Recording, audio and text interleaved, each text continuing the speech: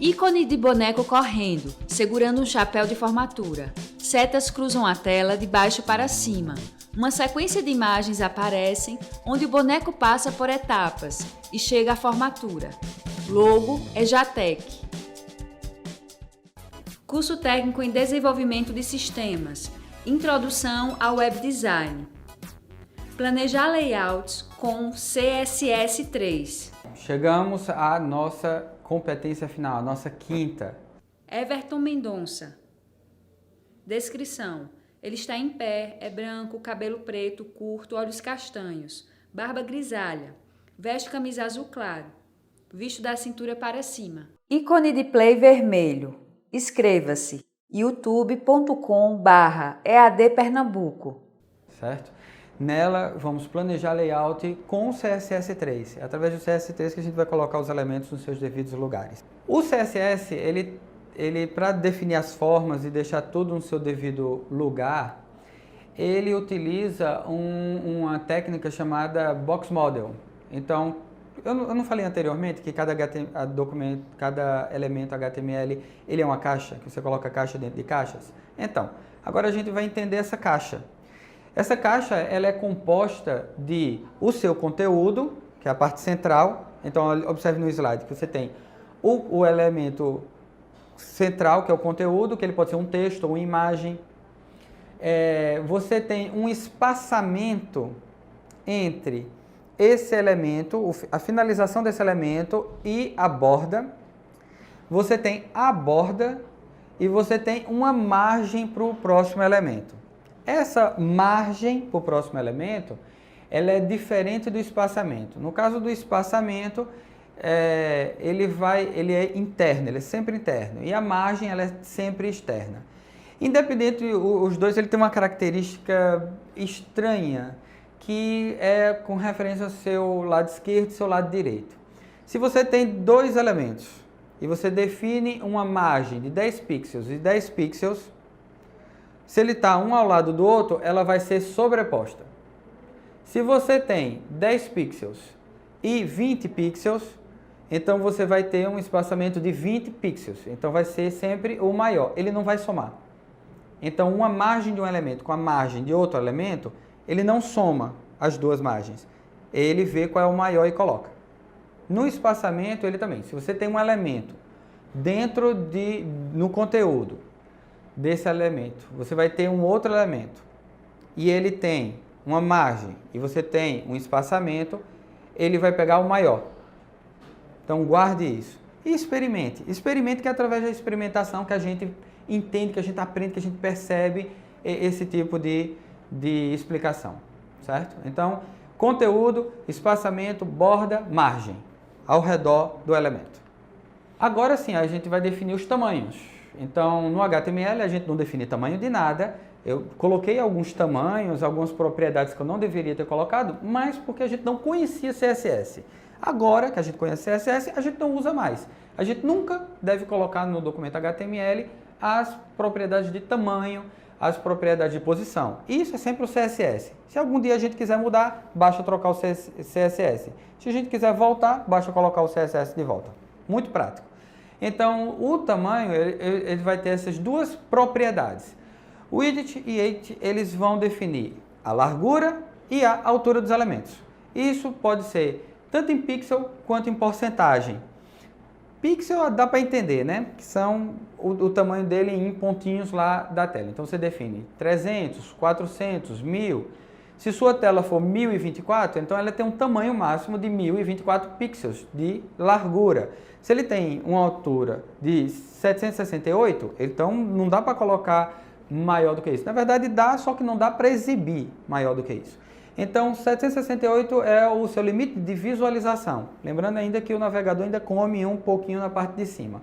Então imagine que seus elementos eles devem ter um tamanho de 100, 1000, 200, 50 pixels.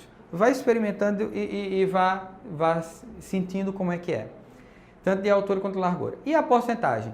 A porcentagem é em relação aos elementos que estão dentro. Então, se você define que ele vai ocupar 100%, então você tem um elemento o tamanho e você define que esse elemento que está dentro, ele vai ter um tamanho de 100%. Então, ele vai ocupar toda a área do elemento externo.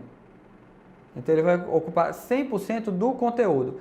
Se aquele elemento externo ele é menor, então ele vai ocupar esse menor, sem passar. Não é 100% da tela, é 100% do elemento que contém ele. E existem outras propriedades que vão definir o valor mínimo. Então, se você for diminuindo o seu navegador, ele vai estreitando o elemento, estreitando. Se você definiu a propriedade de largura mínima, ele para. E aí ele não exibe mais, né? Ele vai comendo aquele elemento. Você expande, ele expande junto. Você diminui, ele diminui até um tamanho mínimo e aí ele para. Certo? Novamente, experimente para ver como é que isso executa no navegador. Propriedades de posicionamento. As propriedades de posicionamento, elas vão dizer como os elementos vão se comportar em relação aos outros. A gente vai ter 4 propriedades de posicionamento. Static, que é a padrão, certo? Tem um elemento, aí depois, qual é o próximo elemento onde é que ele vai ser posicionado? Ao lado. E se não tiver espaço? Abaixo. Feito linhas de um texto. Então, o documento HTML é um documento, é um texto, é uma página, livro, biblioteca. Então, os elementos que são colocados nele funcionam como palavras de um texto. Mesmo se você colocar uma palavra, uma imagem e outra palavra. Essa imagem ela vai funcionar como se fosse um texto. O fix, ele vai ver a posição do navegador, da janela do navegador. Então, se você define que vai ser 500 por 500 pixels, ele sempre vai exibir aqui, independente do redimensionamento da página. Então, veja que essas propriedades de posição, elas afetam quando você usa a diminuição e a ampliação do navegador. Relative, o elemento é posicionado de acordo com o elemento anterior. Então, quando você amplia e quando você reduz e quando você amplia, ele vai calcular a posição desse segundo elemento baseado no elemento que ele contém.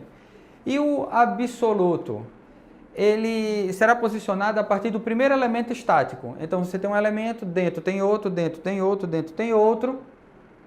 Então, esse último elemento ele vai ser posicionado com a propriedade estática do elemento anterior. Então, se esse não é estático, esse é, pronto. Então, vai ser a partir dele. Propriedades de margem e espaçamento. Margem e espaçamento, elas são muito parecidas. Então, eu coloquei aí no slide só, porque elas definem, no caso do espaçamento é interno, no caso da margem é externa. E aí você vai ter o espaçamento em pixels da parte de cima, da parte de baixo, esquerda e direita, que ela pode ser colocada individualmente. Então, você não precisa definir um espaçamento único para tudo. Se quiser, pode. Você pode colocar margem e colocar tudo a mesma coisa. Mas se você quiser colocar ela em separado, aí você pode definir. Tem uma propriedade para cada uma.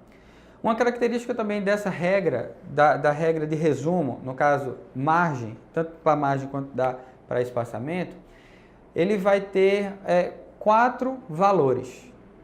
Esses 4 valores, eles seguem uma ordem. Então, o primeiro valor é o topo, o segundo, à esquerda, o terceiro, para baixo, o quarto, à direita. Então, entenda que ele vai seguir os ponteiros de um relógio, certo? Então, você olha o elemento, você define os ponteiros de um relógio, então você sabe a ordem que ele vai definir cada um dos valores. E se eu colocar apenas 2 valores? Ou melhor, se não colocar 4, colocar 3 valores. Então vai ser superior, vai ser à esquerda, vai ser para baixo, e aí ele encerra. E o da direita? Ele copia o da esquerda. Certo? E se eu colocar 2 valores? Em cima, o primeiro valor vai ser em cima e embaixo, o segundo valor vai ser esquerda e direita. Tanto para a margem quanto para o espaçamento. Display. Display é uma propriedade que vai relacionar-se com a exibição do elemento. Então você tem 3 formas: none, block, inline. Se você coloca none, ele não vai ser mostrado na página, ele desaparece, certo? Se você colocar block, ele vai funcionar como um elemento de bloco. Inline, ele vai funcionar como um elemento, uma tag inline. Então, uma tag de bloco ela tem propriedades, uma tag inline ela tem outras. Se você copiar todos os exemplos do texto do caderno de exercício, você vai ter esse site que está sendo exibido para vocês. Então, se você seguir todas as regras direitinho, se der algum problema, normalmente, na maioria dos casos, 90% dos casos, é erro de digitação. Então, se não saiu do jeito que você quis, que você queria, a primeira coisa que você faça é corrigir. Olhe letrinha por letrinha para ver se você não esqueceu os 2 pontos, se você não esqueceu o ponto e vírgula, se você não colocou alguma numeração errada, certo? Faça o exercício do caderno de estudo, leia ele, certo? E se não entender algum ponto, a internet é a sua casa, certo? Então, terminamos, espero que tenha gostado e até uma próxima. Tela vermelha com ícone de play. Inscreva-se, ative as notificações. Som direto. Juliana Aguiar. Imagens. Juliana Aguiar. Audiodescrição. Jonara Medeiros Siqueira. Produção de vídeo. Joana Rodrigues. Direção de arte. Miguel Machado. Edição. Anderson Ferreira. Danilo Albuquerque. Professor autor. Everton Mendonça. Design educacional, David Souza Nascimento, Renata Marques de Otero, Terezinha Mônica Sinício Beltrão. Coordenação do curso, Anderson Elias. Coordenação executiva, George Bento Catunda. Coordenação geral, Paulo Fernando de Vasconcelos Dutra. Videoaula produzida em maio de 2017,